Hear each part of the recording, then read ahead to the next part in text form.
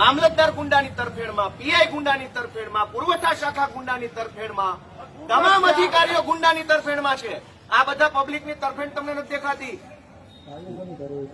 થઈ રહી તમારી કાયદેસરની કાર્યવાહી, થઈ રહી. હવે કરી લીધું તમે ક્રાંતિ, તમારે કાંઈ થાય એમ નથી. બધું અહીંયા જ છે. એની નહીં સાહેબ, બધા ગામમાં તમે તમારા તમામ ગામમાં 2 મહિનાનું અનાજ નથી મળ્યું. 1 જ મહિનાનું અંગૂઠા 2 મહિનાના લીધા. 1 મહિનાનું એ અડધું જ આપ્યું. ધારો કે 1 મહિનાનું અનાજ 10 કિલો મળતું હોય તો 1 મહિનાનું 5 કિલો આપ્યું.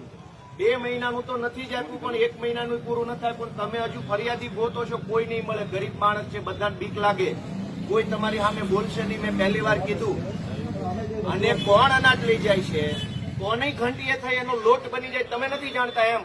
તમારી આખી મામલતદાર ઓફિસને ખબર છે. એ ગુંડાઓ ન્યા જ બેસે છે, ટેબલ ઉપર ટાંગા રાખીને ગુંડાઓ બેસે છે મામલતદારમાં. અમને ખબર છે.